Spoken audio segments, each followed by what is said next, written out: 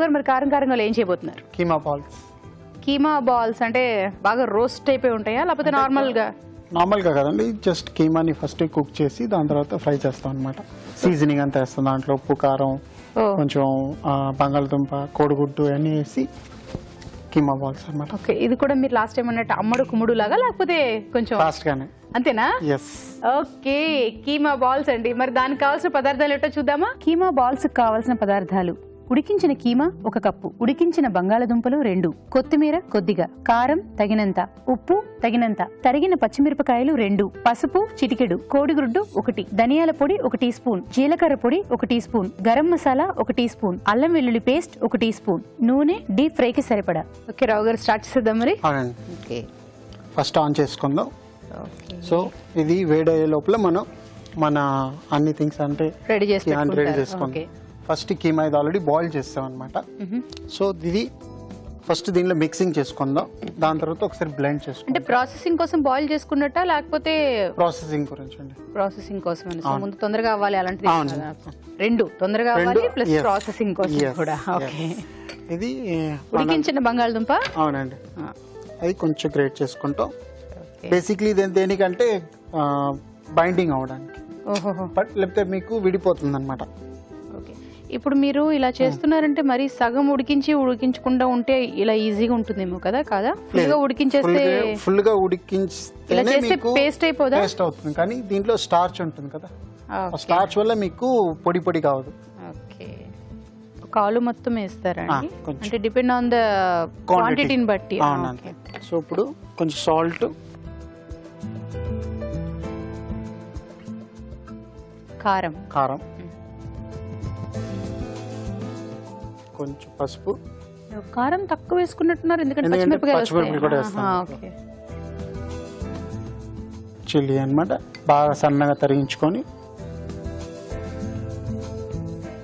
కొంచెం ధనియాల పౌడర్, కొంచెం జీలకర్ర, కొంచెం గరం మసాలా, కొంచెం జింజర్ గార్లిక్ పేస్ట్, అల్లం వెల్లుల్లి పేస్ట్. మీరు దీంట్లో ఇంకోటి ఏంటంటే మీకు జింజర్ గార్లిక్ చాప్ చేసి కూడా వేసుకోవచ్చు. ఓ, ఎగ్.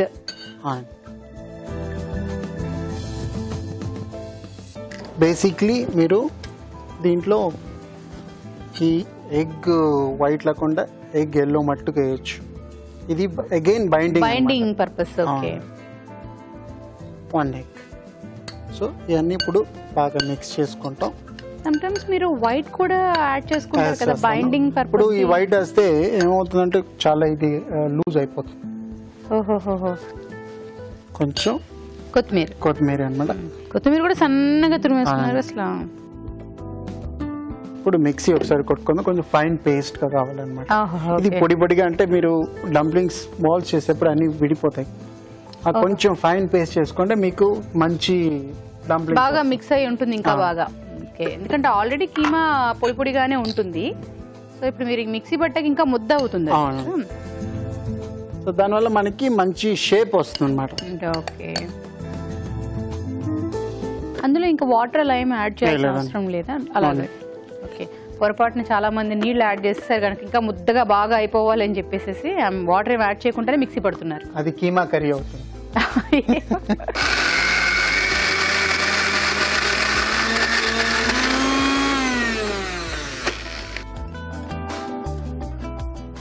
ఓకే, అయిపోయిందండి ఆల్మోస్ట్. అది యాక్చువల్ ఏమవుతుందంటే జ్వరం వచ్చినప్పుడు మనం ఇంట్లో 3 రోజుల్లో తగ్గిపోతుందిలే, 4 రోజుల్లో తగ్గిపోతుందిలే అనుకుని ఇంట్లో ఉండే ఎన్ని రోజులైనా అది తగ్గదు. అదే డాక్టర్ దగ్గరికి వెళ్ళినా అదేంటో ఆ కాంపౌండ్లోకి దూరంగానే చాలా జ్వరం కూడా తగ్గిపోతుంటుంది. ఆ జ్వరానికి కూడా తెలిసిపోతుంది అనుకుంటా. అలాగే నాలాంటి తెలివైన వాళ్ళు ఏం చేస్తామంటే అది ముద్ద అయిపోవాలేమో అనుకునేసి వాటర్లో యాడ్ చేసేస్తాం. మీలాంటి షఫ్ లాంటి చేతులు ఏమవుతుందంటే అది ఎలాగైనా సరే ఈజీగా తొందరగా అయిపోతుంటాయి.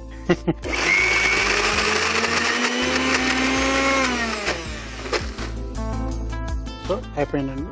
ఓకే, అందుకని మా వ్యూవర్స్ కోసం ఏ డౌట్ అయినా క్లారిటీగా నేను ఎక్స్ప్లెయిన్ చేస్తాను అనమాట.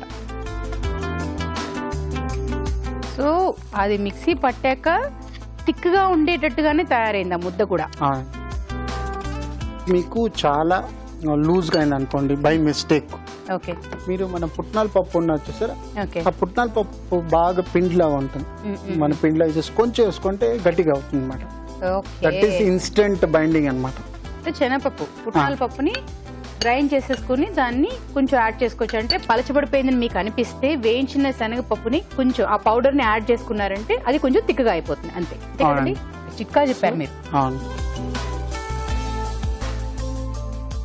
ఇది ఏ షేప్ కావాలో షేప్ చేసుకోవచ్చా లేకపోతే మీకు టిక్కీ లాగా కూడా చేసుకోవచ్చు, ఫ్లాట్ గా. ఓకే.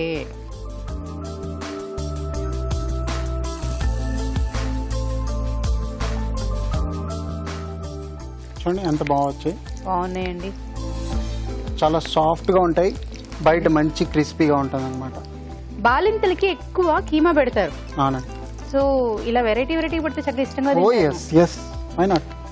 ఓకే. ఈలోపు మీరు ఇంకొక 2 వేయండి. ఓకే. ఓకేనా? ఈలోపు మీరు ఒక చిట్కా చూడండి.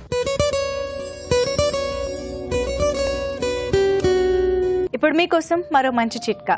వంటింట్లోకి ఈగలు ఎక్కువగా చేరుతూ ఉన్నట్లయితే కరివేపాకు ఆకుల్ని బాగా నలిపేసి వంటింట్లో అక్కడక్కడ ఉంచినట్లయితే ఈగలు రాకుండా ఉంటాయి. చిట్కా చూసేస్తారు కదా, రావుగా రెడీ అయిపోయినట్టున్నాయి. ఓకే, బాగున్నాయండి, బ్రౌన్ షేడ్ లో నైస్ క్రిస్పీగా బాగున్నాయి. దీనికి ఇంకేమైనా మీరు సాస్ కానీ అలాగేమైనా కిచప్ ఏమైనా యాడ్ చేస్తారా? కెచప్ మీరు పక్కన పెట్టుకోవచ్చు, గ్రీన్ చట్నీ చేసుకోవచ్చు, దాని పక్కన పెట్టుకోవచ్చు. ఓకే, అదేం ప్రాబ్లం.